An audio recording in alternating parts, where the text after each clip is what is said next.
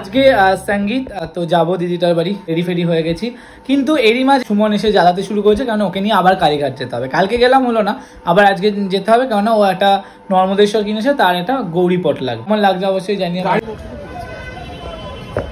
গতকাল কালীঘাটে গিয়েছিলাম মাকে দর্শন করতে, আজকে কালীঘাটে যাবো না, আর মন্দিরে ঢুকবো না, কারণ এই নেই বলছি মন্দির বন্ধ হয়ে যাবে, মানে গেছে অলরেডি, অনেকটাই রাত হয়ে গেছে। একটু তাই ভাবলাম শ্মশান হয়ে যাব। ওইদিকে তো ইলেকট্রিক চুল্লি আছে, বাট ওখানটায় যাবো না, একটু তাই যেখানে কাঠের যেখানে চুল্লিটা হয়, আর যেখানে শ্মশান কালীর পুজো হয়, এখানে ভৈরবও আছে, তো এইখানটায় মানে শ্মশান ভৈরব যাকে বলে, তাই আমি একটু দর্শন করবো, দর্শন করে যাব। মানে এই আচ্ছা শিবরাত্রির জন্য এখানে প্যান্ডেল করেছে। ওকে, এই বেদিতেই হয় এখানে শ্মশান কালী পুজো। আচ্ছা এগুলো ওই দেখ বড় বড় যারা করেছে সুরেন্দ্রনাথ মল্লিক, এটা আমি খেয়াল করিনি আগে। এই দেখ অশ্বিনী কুমার দত্ত, মানে এখানে কি দাহ হয়েছিল না এমনি? না না, এখানেই দাহ হয়েছিল বলেই এখানে ওনাদের স্মৃতি সৌধটা নির্মাণ। ওকে ওকে, শিবরাত্রির জন্য পরিষ্কার করে। এই হলো আদি গঙ্গা। গৌরীপট আছে গো, বানলিঙ্গ যে বসে পিতলের গৌরীপট। এটা চলবে।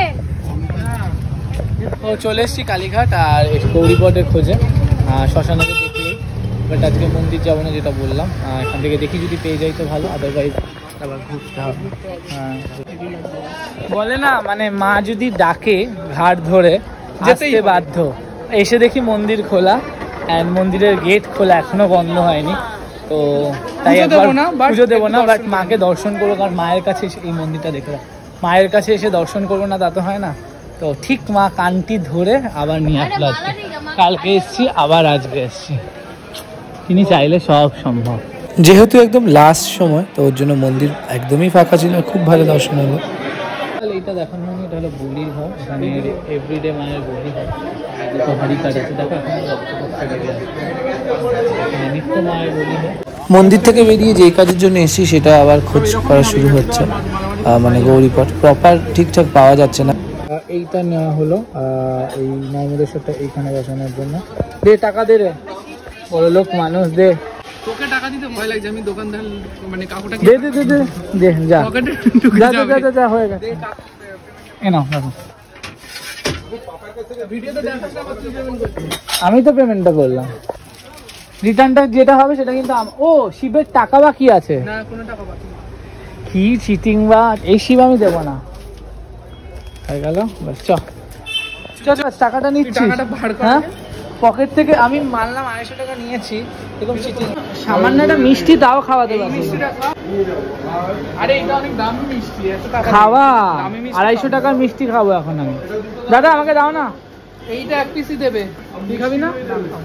আমি একা একা খাবো? হ্যাঁ আমি ডায়েট করছি। এটা এক পিস, এটা এক পিস খাবে। আর আর আর আর কোনটা খাবো? আর কিছু না, আর কিছু না। এরকম লেভেলের কিপটে, যদি আমার পেট খারাপ হয় এটা খেয়ে তুই দাঁড়িয়ে দাঁড়িয়ে দেখছিস। মিষ্টিতে আমার অত লোভ নেই। সিঙ্গাড়া আছে, খাবি?